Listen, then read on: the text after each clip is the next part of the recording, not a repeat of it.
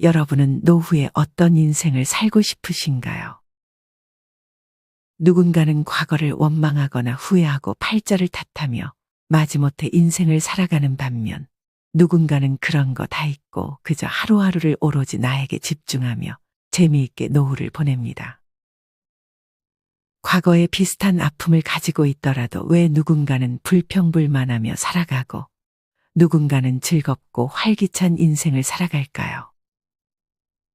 물론 노후의 삶은 경제적인 상황이나 건강 상황에 영향을 받을 수 있습니다.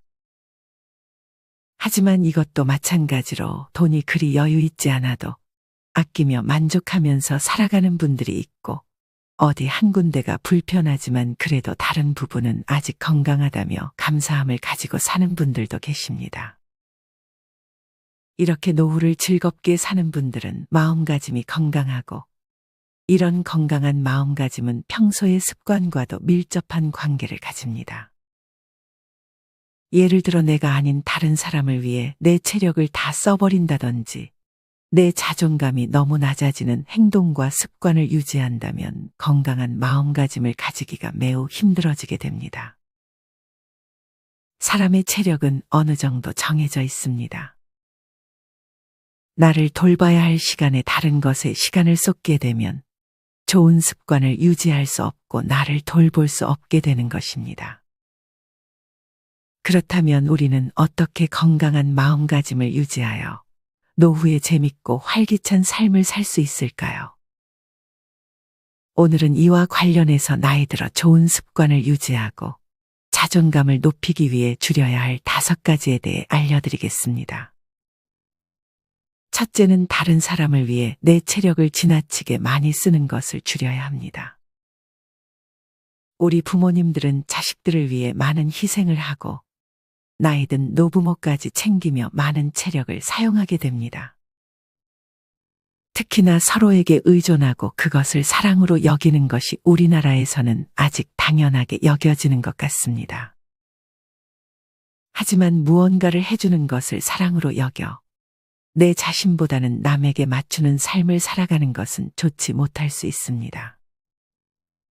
삶을 살아감에 있어서 가족뿐 아니라 모든 관계에서 내가 중심이 되어 적절한 기준을 두고 사는 것이 좋습니다.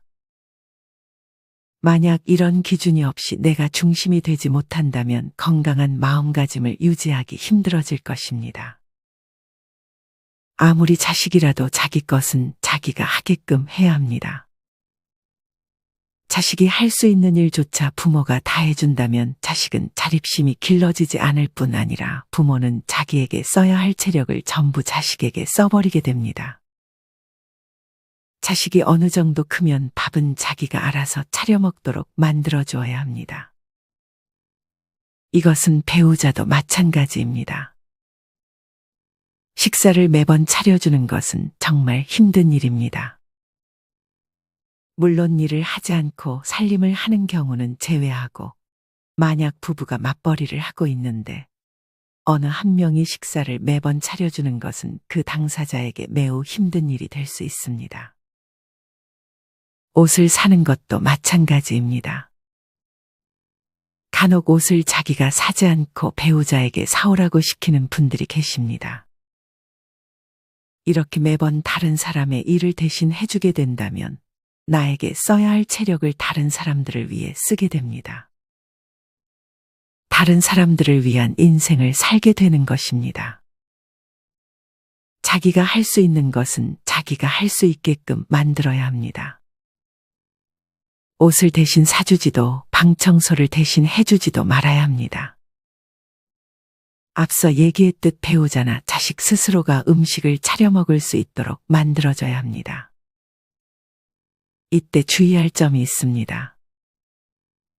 만약 혼자 음식을 차려 먹지 않았던 사람이라면 그 과정에서 내가 마음에 들지 않는 부분이 생길 수 있고 아니면 미안한 마음이 생길 수도 있습니다. 이때 마음에 안 든다고 그냥 내가 차려줄게라고 하거나 동정하는 마음을 가지지 않는 것이 좋습니다. 자기 것은 자기가 해야 오히려 더 화목한 가정을 만들 수 있습니다. 가족 구성원 중 어느 한 명만 희생을 하게 된다면 희생하는 한 명은 스트레스를 많이 받을 것이고 그것은 말투나 행동에서 나타나게 됩니다. 물론 매번 챙겨주다가 스스로 할 수 있게끔 하는 것은 쉽지 않습니다. 상대방이 서운할 수도 있지만 왜 자기 것은 자기가 해야 하는지 이유를 말해주면서 조금씩 설득하고 한 번에 바꾸지 말고 천천히 하나씩 스스로 해보라고 말해주는 것이 좋습니다.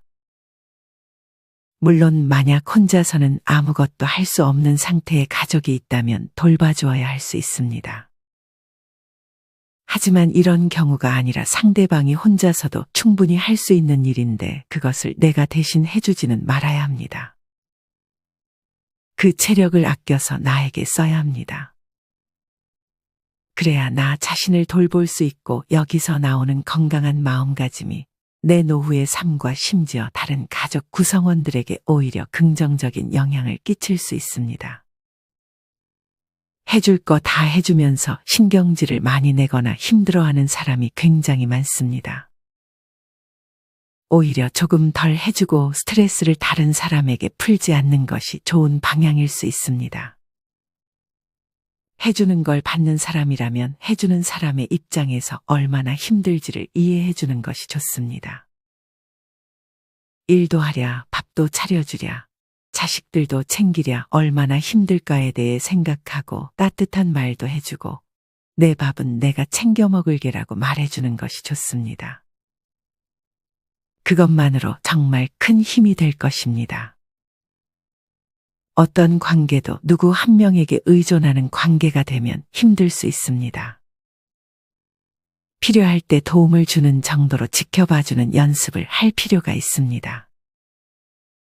가족을 위해 희생을 많이 하시는 부모님이 계시다면 이제는 다른 가족들을 위해 너무 다 해주지 말고 혼자 스스로 할 수 있게끔 만들어주고 자기의 삶의 그 체력을 나눠주세요.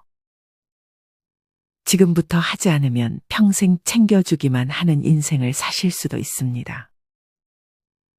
간단한 거 하나씩 스스로 할 수 있게끔 시켜보는 연습을 하신다면 노후의 삶이 더 여유 있고 행복해질 것입니다. 노후의 건강한 마음가짐을 위한 두 번째는 집에 있는 시간을 줄이고 햇볕을 쬐는 것입니다. 나이 들어 건강하게 사는 사람들은 햇볕을 쬐며 걷기 운동을 하는 것이 최고의 운동이라고 말하곤 합니다. 이것을 통해 불면증, 우울증으로 무너졌던 생체 리듬을 바로 잡았다는 분도 계셨습니다. 이처럼 햇볕을 쬐는 것은 신체적, 정신적으로 우리에게 많은 도움을 줍니다. 계절적 정서장애라고 불리는 이른바 겨울 우울증이라는 말이 있습니다. 이는 겨울 동안 햇볕을 공급받지 못해 발생하는 병으로 알려져 있습니다. 이처럼 햇볕을 쬐는 것은 우울증과도 연관이 있습니다. 특히나 햇볕을 아침에 쬐는 습관을 만드는 것이 좋습니다.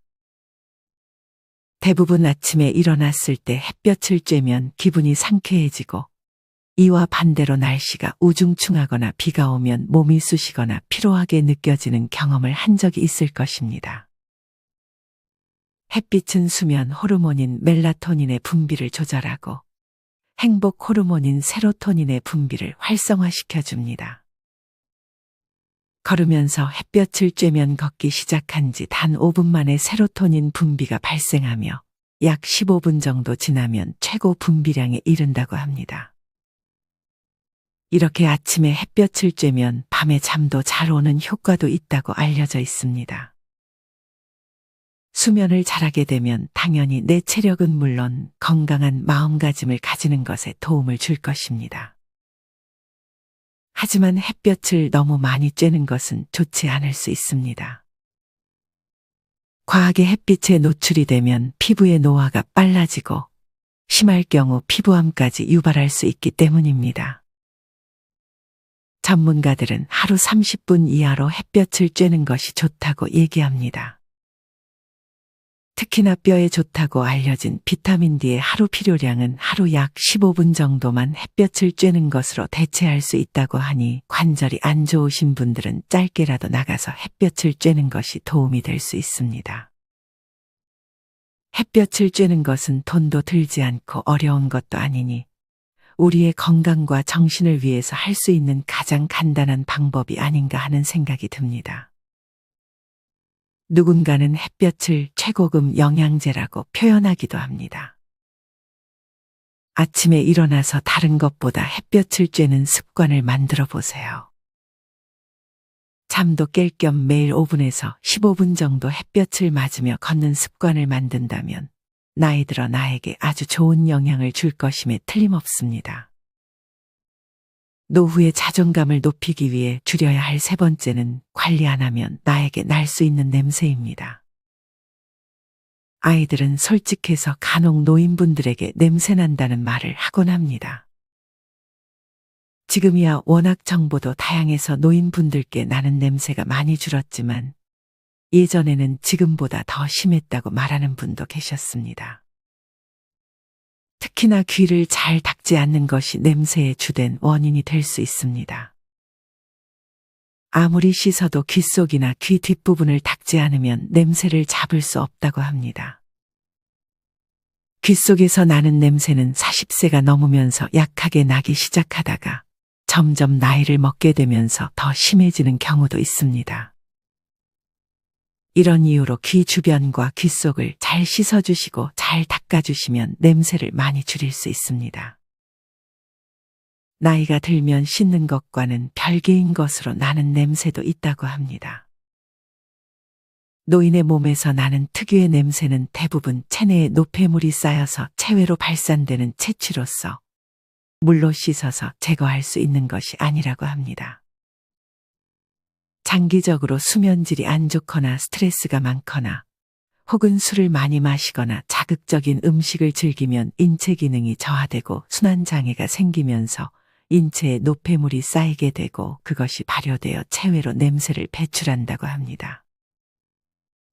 요즘은 중년층에도 이런 증상이 많아지고 있습니다.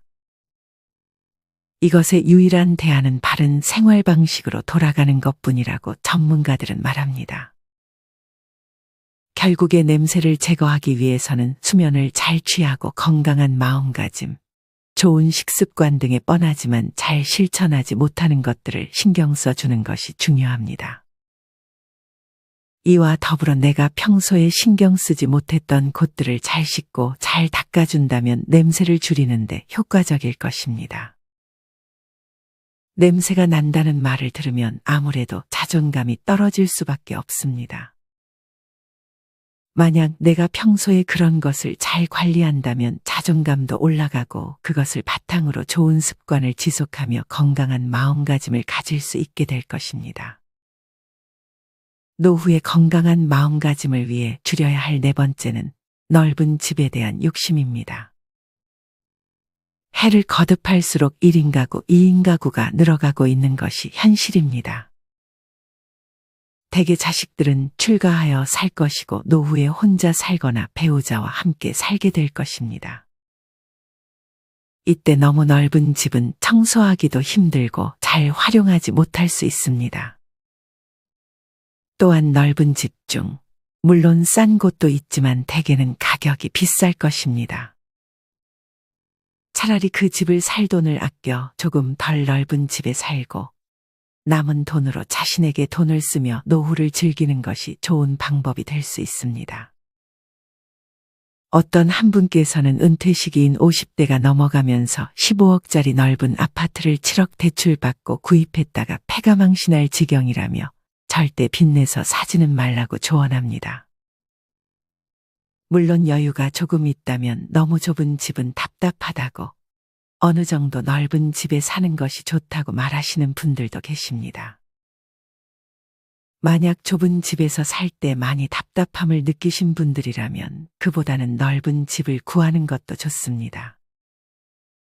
제가 드리는 말씀은 혼자 혹은 둘이 살기에 너무 필요 없는 공간이 많을 정도의 넓은 집은 지향하는 것이 좋다는 얘기입니다. 좁고 넓고의 기준은 딱 정해진 것이 없습니다. 자신이 생각했을 때 이 정도면 너무 좁아서 답답할 것 같다. 혹은 너무 넓어서 관리하기 버거울 것 같다 하는 집은 피하고 알맞은 평수의 집에서 지내는 것이 좋습니다. 좁은 집에서 살라고 강조하는 것이 아닙니다. 특히나 물건을 잘 버리지 못하고 쌓아두는 성격을 가진 분들이 좁은 집에서 산다면 스트레스가 많이 쌓일 것입니다. 내가 사는 집이 몇 평이건 내가 그 공간을 어떻게 활용하는지에 따라 그 집은 좁은 집이 될 수도 있고 넓은 집이 될 수도 있습니다.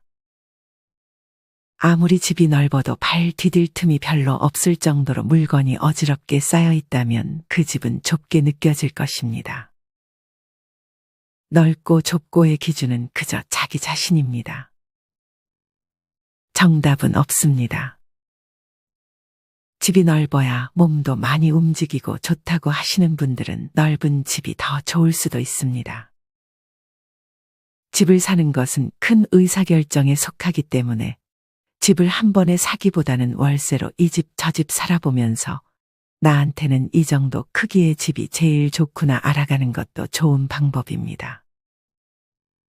주의할 것은 이런 확실한 판단 없이 넓은 집만을 선호하는 것입니다. 본인의 스타일과 취향, 성격을 잘 파악하셔서 내 노후를 지낼 집을 신중하게 결정하셨으면 좋겠습니다. 노후의 건강을 위해 줄여야 할 마지막 5번째는 탄수화물과 설탕입니다. 아마 이에 대한 이야기는 많이 들어보셔서 뻔한 말이라는 생각이 들 것입니다. 지금 이것을 잘 실천하고 계신다면 정말 칭찬드리고 싶습니다. 하지만 대개는 이것을 잘 지키지 못합니다. 특히나 요새는 배달 음식이 발달하며 빠르게 미국 음식화가 되어가는 것 같습니다. 가공 음식들이 굉장히 많고 값싼 재료로 달고 짠 음식들이 많습니다. 요즘 길거리를 나가보면 미국형 비만인들이 늘어나고 있는 것 같다고 말씀하신 분도 계셨습니다. 갈수록 집밥을 먹기보다는 밀가루가 많이 들어간 음식들을 먹게 되고 소식보다는 과식을 하는 경우도 예전에 비해 많아진 것 같습니다. 많은 분들이 건강을 위해 운동이 중요하다고 하지만 사실 어찌 보면 식단이 운동보다 더 중요할 수 있습니다.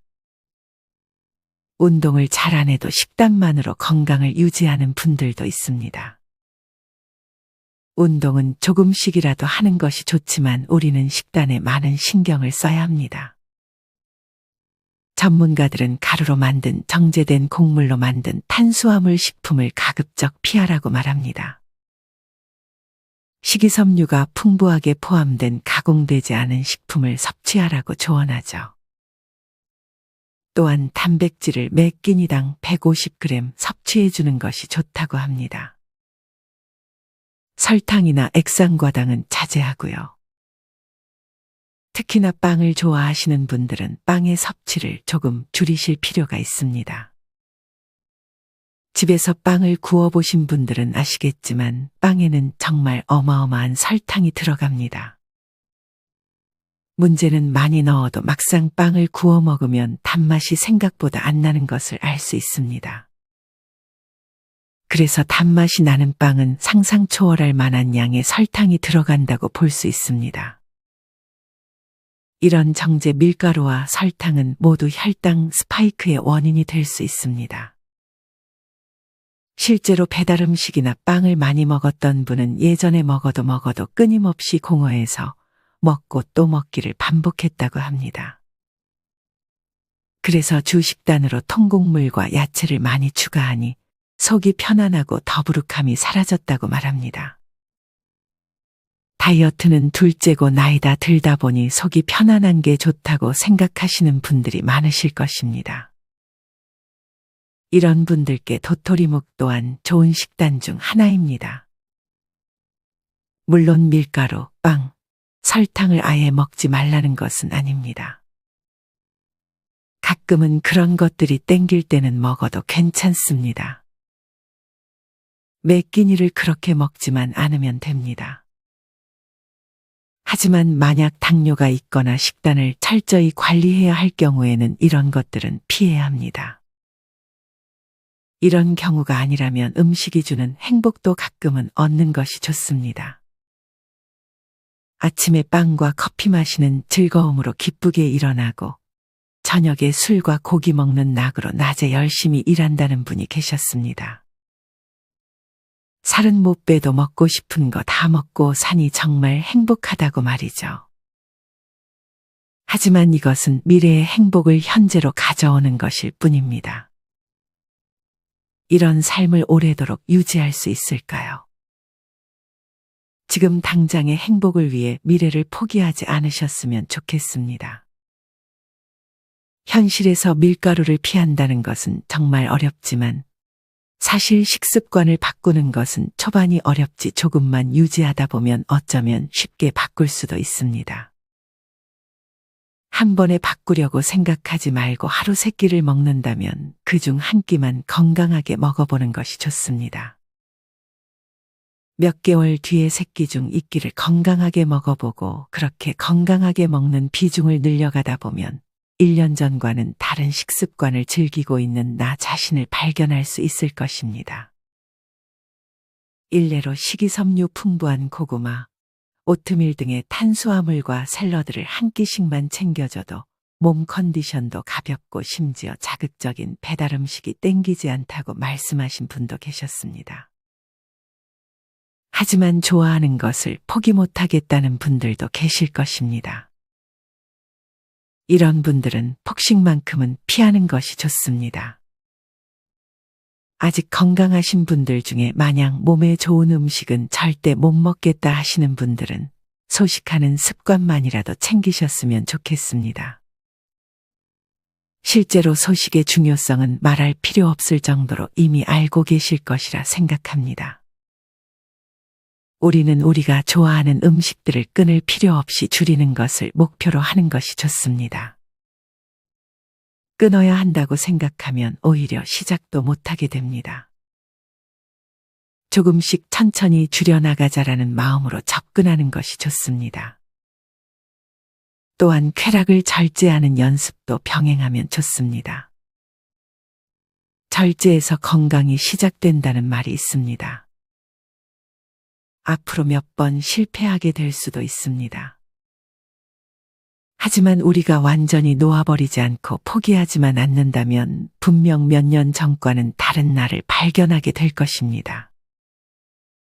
이렇게 오늘은 노후의 건강한 마음가짐을 유지하기 위해 해야 할 5가지에 대해 말씀드렸습니다. 첫째는 다른 사람을 위해 내 체력을 지나치게 많이 쓰지 않는 것. 둘째는 햇볕을 쬐는 습관을 만드는 것. 셋째는 나이 들어 날 수 있는 냄새에 신경 쓰는 것. 넷째는 집을 살 때 신중하게 고르는 것. 마지막 5번째는 식습관에 신경을 쓰는 것입니다. 건강한 마음가짐은 건강한 습관에서 시작됩니다. 건강한 습관은 아주 사소한 실천에서 시작되고요. 오늘 말씀드린 내용 중 한 가지만이라도 꼭 실천을 해보셨으면 좋겠습니다. 실천하는 여러분들을 인생지혜가 응원합니다. 이상으로 오늘의 영상을 마치겠습니다. 다음에 더 좋은 내용으로 찾아뵙겠습니다. 감사합니다.